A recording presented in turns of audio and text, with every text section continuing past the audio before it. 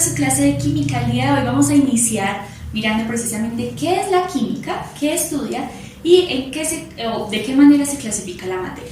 Entonces, cuando hablamos de química estamos hablando de una ciencia que se encarga de estudiar la materia y todas sus transformaciones. ¿Pero qué es la materia? Es todo aquello que tiene masa y ocupa un lugar en el espacio, es decir, tiene un volumen. Esa materia yo la puedo clasificar de diferentes maneras. Por un lado tengo las sustancias puras, que son aquellas que están formadas por un solo tipo de materia. Esas sustancias puras se clasifican en elementos y compuestos. Los elementos son todos esos que están creados o que son de origen natural o sintético y se encuentran registrados dentro de la tabla periódica. En este momento tenemos alrededor de 118 elementos. Entre ellos, algunos está el carbono, el oxígeno, el nitrógeno, el hidrógeno, el helio, el oro, la plata. Todos esos que están ahí dentro de la tabla periódica, bien sea que estén dentro de la naturaleza o que sean creados en el laboratorio, son elementos. Esos elementos están formados por átomos, entonces podemos decir que cada uno de los elementos está formado por la unión de muchos átomos.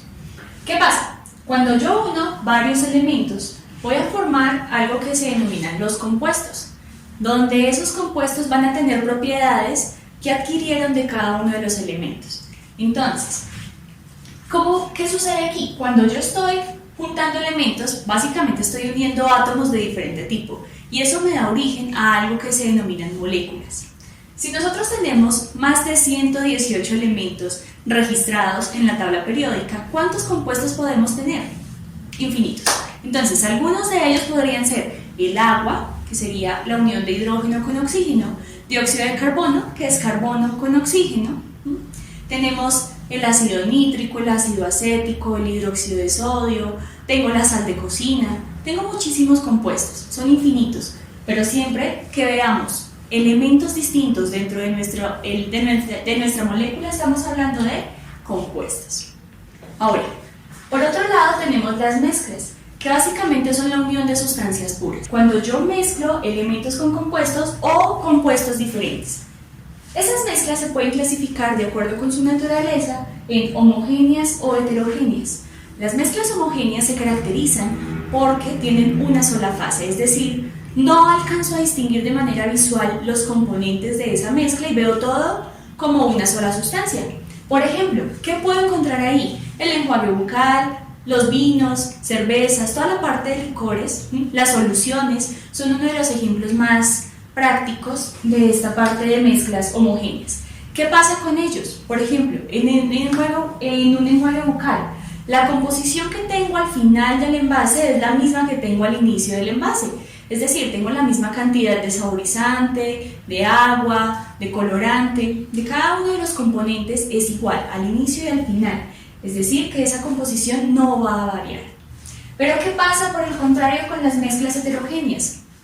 Aquí yo alcanzo a distinguir de manera visual todos los componentes de esa mezcla. Alcanzo a ver, por ejemplo, si yo tengo una ensalada de frutas, alcanzo a ver la piña, alcanzo a ver el mango, alcanzo a ver la manzana. Veo todos esos elementos que forman mi ensalada de frutas, sin tener que hacer un estudio muy exhaustivo. Es decir, que tengo dos o más fases. A eso nos referimos. ¿Y qué sucede? La composición va a variar. Es decir, depende de donde yo tome la muestra, vamos a poder tomar, bien sea piña o manzana o un pedazo de kiwi, dependiendo de donde yo esté extrayendo esa muestra. ¿Listo? Entonces esa es la gran clasificación de toda nuestra materia.